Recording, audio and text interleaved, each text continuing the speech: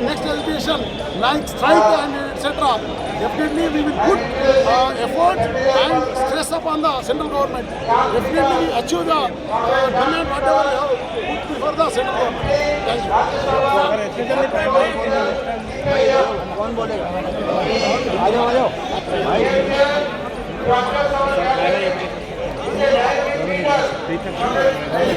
ఉపాధ్యాయుల హక్కులని కాలరాస్తున్న కేంద్ర ప్రభుత్వ విధానాలకు వ్యతిరేకంగా ఈరోజు జాతీయ వ్యాప్తంగా ఇక్కడ ధర్నా చేయడం జరుగుతుంది.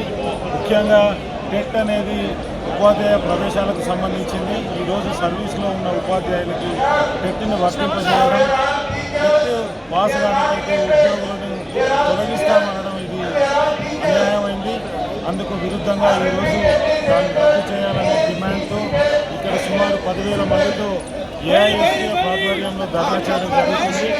దాంతో పాటుగా నూతన విద్యా విధానంలో ఉన్నటువంటి అసంబద్ధమైన విధానాలను తొలగించాలని, అలాగే ఉద్యోగులకు హక్కుగా ఉన్నటువంటి పెన్షన్ విధానాన్ని కాదని సిపిఎస్ ఏదైతే కేంద్ర ప్రభుత్వం అమలు చేస్తుందో దాన్ని వెంటనే రద్దు చేయాలని, పాత పెన్షన్ విధానాన్ని అమలు చేయాలని మేమందరం డిమాండ్ చేస్తున్నాం.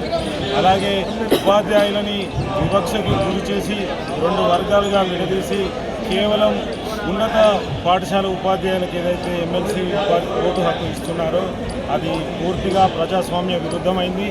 హెచ్ఈటీలకు ఉపాధ్యాయ హక్కు కల్పించాలనే డిమాండ్తో ఈరోజు ఇక్కడ సుమారు 10,000 మంది ఉపాధ్యాయులు ధర్నా చేస్తున్నారు.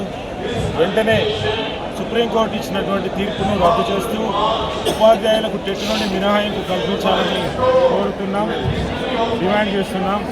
త్వరలో ఒకవేళ ప్రభుత్వం ఇప్పుడు జరుగుతున్న పార్లమెంట్ సెషన్లో దీన్ని కనుక రిజాల్వ్ చేయకపోతే, పరిష్కరించకపోతే రానున్న రోజుల్లో మరింత ఉద్యమాన్ని ఉధృతం చేస్తామని తెలియజేస్తూ ముగిస్తున్నాం. Thank you.